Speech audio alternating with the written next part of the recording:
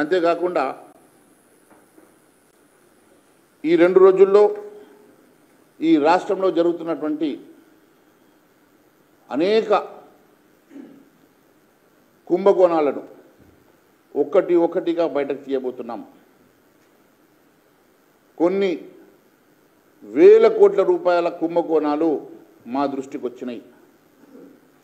ఒక్కటిగా ఈ కుంభకోణాలను రుజువులతో సహా బయటపెట్టబోతున్నాం. ఖచ్చితంగా ఈ రాష్ట్ర ప్రభుత్వంలో జరిగేటువంటి అవినీతి, మంత్రుల ఇన్వాల్వ్మెంట్తో సహా అన్ని రుజువులతో సహా బయటపెడతాం. ఖచ్చితంగా ఒకరొకరిని మరి ప్రతి వారం మీకు ఒక కొత్త కుంభకోణాన్ని మీ ద్వారా ప్రజల దృష్టికి తీసుకెళ్తాం. Thank you. దుర్మార్గాన్ని వీడనాడాలని ఈ సంవత్సరమైన ప్రజలకు సంక్షేమ కార్యక్రమాలు చేపట్టి ఇచ్చిన హామీలను గుర్తు తెచ్చుకోవాలని చెప్పేసి ప్రజలు కోరుకుంటున్న సంగతి నేను గుర్తు చేస్తూ ఉన్నాను.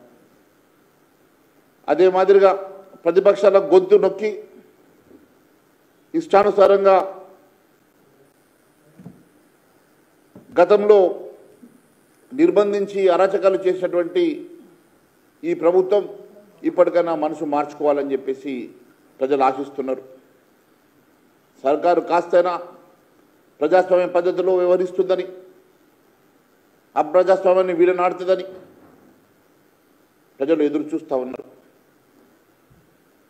2024 సంవత్సరం అంతా కూడా కాంగ్రెస్ పార్టీ హామీల ఎగవేతల నామ సంవత్సరంగా, కాంగ్రెస్ మోసాల పాపాల నామ సంవత్సరంగా ఉన్నదని, ఇప్పటికైనా మనసు మార్చుకొని ఇచ్చిన హామీని గుర్తు తెచ్చుకొని హామీని నెరవేరుస్తుందని చెప్పి ప్రజలు ఆశపడతా ఉన్నారు. అంతేకాదు, అధికార భరోసా ఇచ్చిన రైతులనే ఇప్పుడు కాంగ్రెస్ పార్టీ ఏడాది పాటు మోసం చేసిన సంగతి మరొక్కసారి నేను గుర్తు చేస్తూ ఉన్నాను.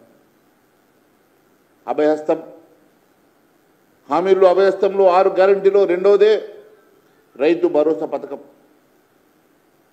రైతు భరోసా పథకం ఈ స్కీమ్లో పెట్టుబడి సాయం కింద 10,000 కాదు 15,000 రూపాయలు ఇస్తామని చెప్పి, గత ప్రభుత్వం ఇచ్చినటువంటి 10,000 రూపాయలకు తెచ్చుకోండి, మేము అధికారంలోకి వచ్చినాక మిగిలిన 5,000 కల్పిస్తాం అని చెప్పి ఆ 5,000 మాట దేవుడెరుగు.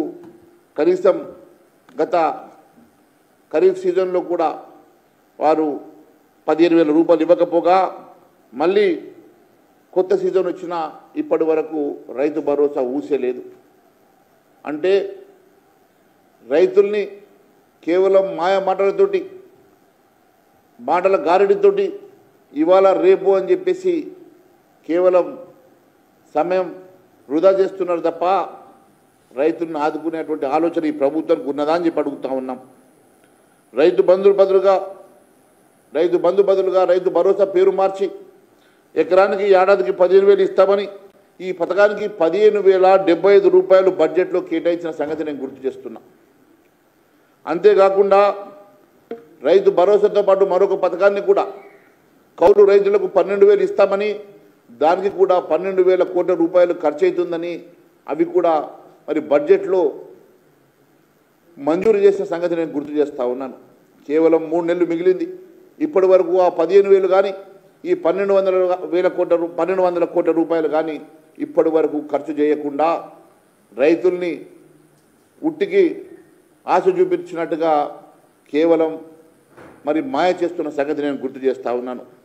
ఉప ముఖ్యమంత్రి గారు రైతు కూలీలకు ఇచ్చినటువంటి హామీ గ్యారంటీ లేకపోతే ఎలా? ఉప ముఖ్యమంత్రి బట్టి విక్రమార్క గారే మాట ఇచ్చిన తర్వాత ఇప్పటి వరకు ఆ మాటకు భరోసా లేకపోవడం, ఇది ఏం సమమని అడుగుతూ ఉన్నాం.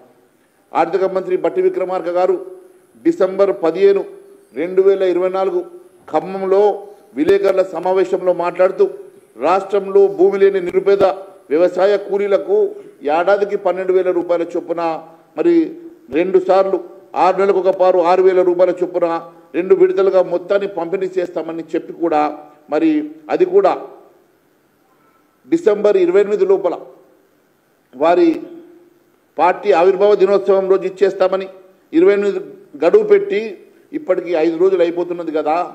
మరి ఇప్పటి వరకు మరి రైతు కూలీల సంగతి ఎందుకు ఊసేత్తడం లేదో మరి ఉప ముఖ్యమంత్రి బట్టి విక్రమార్క గారు మరి తెలంగాణ ప్రజానీకానికి చెప్పాల్సిన అవసరం ఉన్నదని చెప్పి తెలియజేస్తా ఉన్నాను. మరి ఉప ముఖ్యమంత్రి గారిని ఆపుతున్నారా, లేక వారే ఫైనాన్స్ మినిస్టర్ కాబట్టి ఆ డబ్బులు మరి గుత్తేదారులకు వనకొస్తాయని చెప్పేసి ఏమన్నా దాచుకుంటున్నాడా కూడా ప్రజలకు అనుమానాలు వస్తున్నాయి. రైతు కూలీలకు ఆర్థిక భరోసా దక్కకుండా మరి అడ్డుకునేది ఎవరు? మరి ప్రజానీకానికి చెప్పాల్సిన అవసరం ఉన్నది. రైతు కూలీలకు ఆర్థిక సాయం కింద 900 కోట్ల రూపాయలు ఆల్రెడీ కేటాయించినట్టుగా రెవెన్యూ మంత్రి పొంగులేటి శ్రీనివాసరెడ్డి గారు మరి మొత్తం 15 లక్షల మందికి మేము ఇస్తున్నట్టుగా ప్రకటించినావు కదా. మరి 15 లక్షల మంది రైతు కూలీలకు మరి ఏమన్నా పంపిణీ చేశారా, లేకుంటే కేవలం మీరు